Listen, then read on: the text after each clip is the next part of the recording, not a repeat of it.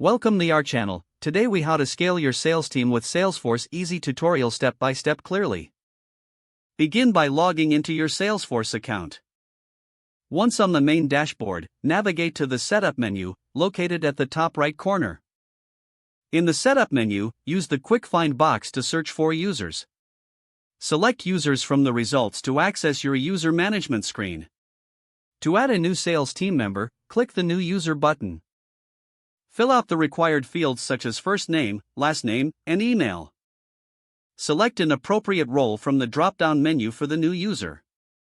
Assign relevant licenses such as Sales Cloud user for sales team members. Set the user's profile to define their permissions and access levels. After completing these fields, click the Save button to create the new user. Next, to scale your sales processes, go back to the Setup menu and search for Sales Processes. Create a new sales process by define the criteria and stages that are specific to your sales cycle. Once you've made your selections, click Save to store the new sales process. To implement the sales process, navigate back to Users and select the relevant user profile. Edit the user profile to include the new sales process in their settings. Now, proceed to customize your lead and opportunity stages by going back to the Setup menu. Search for opportunities and select fields to configure stage pick list values. Ensure these stages align with the sales process you just created. Next, enhance team collaboration by setting up Chatter if it isn't already enabled. Go to the app launcher and search for Chatter.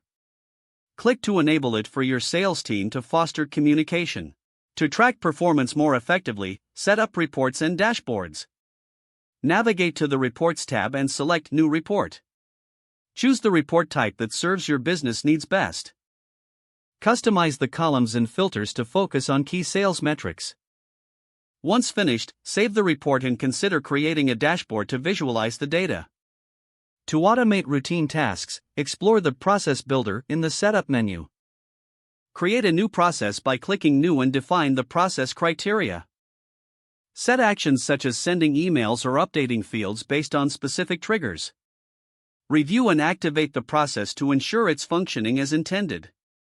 Lastly, provide continuous training for your sales team through Salesforce's learning resources.